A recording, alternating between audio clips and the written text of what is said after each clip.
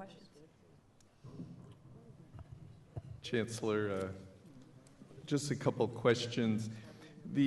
Actually, Senator DeFrancisco and Assemblywoman Fahey both talked about the assessment issue, and last week we did have the Education Department here when Senator DeFrancisco gave them kind of a direct question. They were not willing to go to saying that we're ready to try to find some assessment that is more universal. So I think that's going to be some challenges before us. But I think for me, in sensing, I think kids who are at that sophomore age could use the wake up of saying, well, I want to attend college, but why do I work now?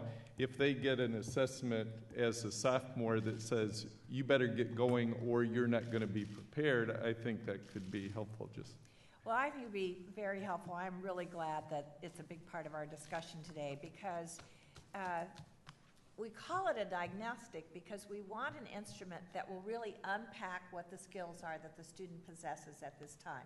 Not a test that says you're here, good luck, you need to be here, but really unpacks the readiness of the students. So that's what we hope to get out of this discussion.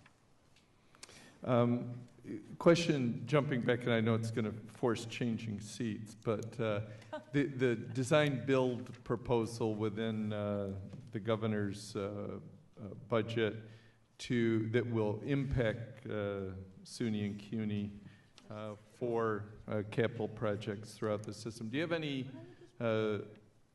examples of projects now that you think that the design build could be helpful? Yeah, design build is a very useful tool for expediting a project. It doesn't work on every project.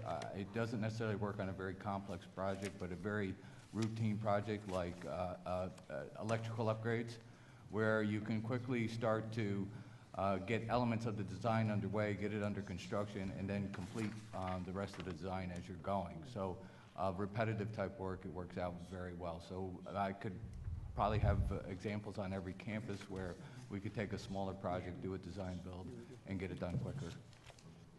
Thank you. And then just lastly, I know I looked at your numbers of present graduates and your goal to hit 150 by 2020, and at first that looked to me like not overly viable. We're at a point where student numbers are declining in many areas and whatever. How are we going to get there? But then when you went through with your explanation of seeing the numbers dropping off, this is more about retention than it is about attracting as many new students. But it's very much about retention. But the interesting fact that guides us as well is that 6.9 million New Yorkers have little or no post-secondary education. So while the demographics of the high school age student are changing and diminishing, look at the pool of adults that we could welcome in, and that's also why we've created this very ambitious online delivery system as well. So if we could possibly educate the undereducated, we would have enrollment from now till forever. Thank you. And then we need to retain them.